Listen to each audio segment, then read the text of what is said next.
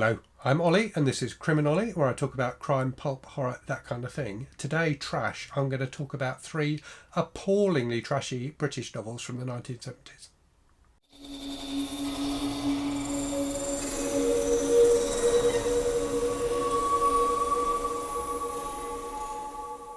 Now, the three books I'm going to talk about today are, I think, trash in the purest sense of the word, or certainly in the sense of how I use the word anyway. So they are Skinhead by Richard Allen, the sequel Suedehead, also by Richard Allen, and Guardian Angels by Mick Norman. Now, in my videos where I've talked about trash before, I've said I think that they're one of the defining characteristics of trash literature is that it's books that are pushed out by the publisher very quickly in order to meet a perceived public demand for a certain kind of book, and particularly where the kind of themes of that book exploit public fears. And I think these books, which are about skinheads and Hell's Angels, definitely fall into that category. They certainly weren't original to the UK in the 1970s. Hell's Angels in particular have been part of popular culture for decades. I've got this rather wonderful book, Barbarians on Bikes, which has got pictures and excerpts and things like that from trashy American men's pulp magazines from the 50s and 60s, which feature stories about some of them fiction and some of them supposedly true, about terrible Hell's Angels and all the awful things that they do. So it was something that had been going on for some time.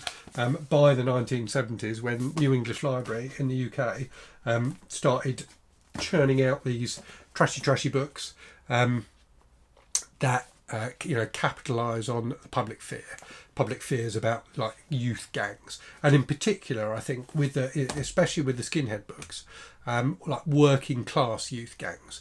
So there was huge amounts of stuff in the press at the time about skinhead culture and violence. There was, I think, to an extent, this was kind of tapping into public fears after the publication of Clockwork Orange, and this sense that the kind of gangs that existed in the Clockwork Orange were real, and were gangs like that were roaming around the UK. So gangs of young men committing acts of violence. And Skinhead definitely taps into that. So it's about this young guy, Joe Hawkins, who's 16, who is a skinhead and who wanders around London with his gang, basically beating people up, particularly homosexuals and ethnic minorities. So it is a very, very bigoted book, and you get the sense that the author buys into some of the particularly the racial hatred that Joe exhibits. So there are a number of scenes where there's, particularly with black characters, where Joe and his gang are going after there's a bit where a couple of black guys come into the pub that they're in, for example, and the way that they are described by the author suggests that he also has a very low opinion of them, as does Joe. And what I found fascinating about the voice of the narrator, if you like, which, and they're written in the third person, these books, is this book feels like it was written by a Daily Mail journalist. So that may be a reference that you don't get if you're outside of the UK, but the Daily Mail is kind of like the newspaper equivalent of Fox News over here. So a very right-wing, very reactionary, very traditionally focused newspaper. And there's loads of stuff in here beyond the stuff about kind of race and sexuality and skinhead culture. There's loads of stuff about just about politics generally. So it starts off, the very opening of the book is Joe's dad, who works at the docks, with his buddies at work, talking about having a strike. So there's loads of anti-union stuff in here, and there's a bit where it even talks about the fact that the dad, whilst he's a Labour voter and a Labour man and a trades unionist and wants to go on strike, he's kind of doing it because he feels obliged to, and actually he thinks the Tory government are doing a fantastic job. So yeah, it was very strange and not really what I was expecting. and also there's a strange sense of you feel like the author is judging Joe and is not on Joe's side at all, but equally he seems to kind of approve of some of the stuff that Joe does. He doesn't really outright condemn him, but he kind of he wants to have his cake and eat it, in that the book like revels in the sex and violence elements of it, but at the same time kind of he's kind of peering over his glasses at Joe and his gang, frowning disapprovingly, but also quite enjoying watching what they're doing. So it was a strange book from that respect. The author, Richard Allen, was actually called James Moffat, and was a Canadian who'd moved to the UK, who churned out dozens of these trashy books for New English Library in the 70s. There's loads of books in the Skinhead series, and he wrote loads of other books. He wrote books about hippies and all sorts of different things. And he was just a machine, I think, just churning out these trashy books. And as long as they had sex, violence, and some sort of youth culture that people could feel bad about, or be frightened of, then New English Library were more than happy to publish them. But the books were really popular with teenagers as well, so they were massively popular. And this book, Skinhead, sold 1 million copies, which is pretty good going for a trashy paperback. So I think loads of teenagers read them. I was kind of aware of them. So I was I was born in 73, so I was coming on a bit later on. But I certainly had friends at school who had older brothers who were skinheads, or who had been skinheads. So I was definitely aware of the culture, even though I definitely wasn't part of it. So the sequel to this, Suedehead, which came out the following year in 1971, is interesting as well. In that book, Joe he's been in prison after the end of this book. He's out now, and he's trying to become an accepted part of the society, while still not being able to get away from his inner nature. And there's loads of stuff in this book about, particularly in Suedehead, about how it's just what Joe's like. Working class kids can't help themselves. They're just bad kids. And there's nothing you can do about it. There's loads of stuff about like social workers and things like that, particularly in the second book, and how social workers are just wasting their time because these are bad kids.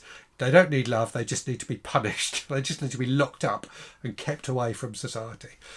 So yeah, in the second book, Joe, whereas in the first book, he is proud of his skinhead identity, of his Doc Martens, of his shaved head, of going around and, of frightening people. There's a great bit on a tube train where they are just menacing all the other passengers. Whereas in the second book, he's trying to fit in. So Suedehead's kind of dress in kind of like posh coats and things like that, and his weapon is an umbrella that he's sharpened the tip of, so he can stab people with it. There's also loads of stuff about sex in the second book in particular. There's a fantastic passage that I wanted to read you. So really, these books are, and it's true for the Hell's Angel book as well. They are about sex and violence. That is the point of them, is to get sex and violence on the page, but also to get this youth culture stuff in as well. So in the case of Skinhead, that Skinhead culture is limited to, apart from the sex and violence, is limited to just basically bigotry. That's all that skinheads are, is in this book is working class bigots who are also into violence and having as much sex as possible. Whereas the Hell's Angels books, and this is the third of the series, I haven't managed to get hold of the previous two. So in this one, this group of Hell's Angels are hired to be security for a rock concert, or a rock tour. And it's actually set in the future, so it's set in the 80s despite being written in the 70s. And there's a fantastic discussion of kind of popular culture in the 80s, where you get these gangs of women who are just travel round to go to these pop concerts and lust over the male performers. And weirdly, I can't remember what the younger fans are called, but the younger fans lust over kind of older, like heavy metal rock star types, and the middle-aged women, who I think are called middles in the books, or middies, lust over these kind of teenage boy bands. So it's quite bizarre. But as with Skinhead, where you know, the skinheads, as I said, are about bigotry, sex and violence. In this book, the Hells Angels are basically about being disgusting and sex and violence. So there's loads of sex and violence, like gang violence, loads of sex, but the characters are just consistently described as being smelly, not washing, you know, being proud of the fact that their clothes are covered with all sorts of, you know, bodily fluid stains, like puke and, you know, semen and things like that are, you know, years old, because they just never wash their clothes, because that's what they are. They're just disgusting. And as I said in my weekly wrap-up video, there's a fantastic scene in this where one of the Hells Angels goes into a fish and chip shop and just eats like 20 pickled gherkins from out of the gherkin jar, and then drinks all the brine and then pukes up all over himself, and everyone else thinks it's just brilliant. You know, that's a fantastic achievement for him to have done. He sort of goes, yeah, at the end of it. So yeah, very strange. But yeah, so the sex in these books is brilliantly described. So let me read you this passage from Suedehead. So there's loads of bits in Suedehead where he's trying to have sex with older women for some reason. He does have a girlfriend for a while who's this kind of posh girl that he manages to pull. But aside from that, he's obsessed with the woman who's like his social worker, who's a middle-aged woman. And then there's another middle-aged woman, this woman called Marissa, who I think is like the kind of lady who runs the boarding house he lives in. And there's this some of the language is just fantastic. So let me read you this passage.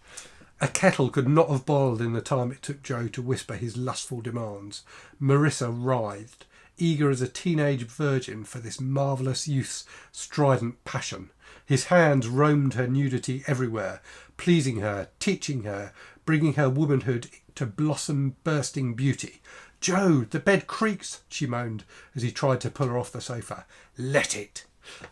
So they're wonderfully like just cheesy and over the top, both in the sex and the violence.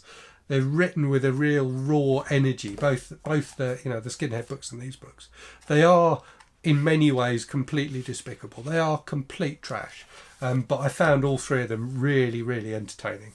And I definitely want to read more of them. They are, I think, you know, I said that the Hells Angels theme had been one that had been explored in American pulp magazines and in, you know, loads of Hells Angels movies as well. I think the Skinhead one is something that is peculiarly British. So, you know, obviously there were skinheads in other parts of the world. But it was really something that fascinated British society during the 70s. Hence the immense popularity of the book. So I think they are a peculiarly British type of trash, and all the more brilliant for that. So yeah, I really, really enjoyed them. So time for me to pull another random book off the shelves. Today I have got The Godfather by Mario Puzo, a rather nice vintage UK edition from, I don't know when this is from. It's definitely rather old. So this is from 76. Nice picture of Marlon Brando as Don Corleone on the back there. So I've never read The Godfather. I've got it on my Kindle as well, and I will probably read it on my Kindle because as nice as this old edition is, it is a bit falling apart. The pages are all still there, but only just. So yeah, I definitely want to read this at some point. Because it's just got such a reputation. I think it's a really important book in popular culture because of its its surfacing of mafia stories, and there were, you know, clearly tons of mafia stories in popular culture after The Godfather came out. So definitely need to read it. Need to rewatch the movie as well, which I haven't seen for years and years. So yeah, I will be reading this at some point. So as always, if you've read The Godfather or other Mario Puzo books, he did write a few other ones. This obviously is by far the most famous. Do let me know what you thought of it. If you've got this far in the video, then leave the horse's head emoji so that I know.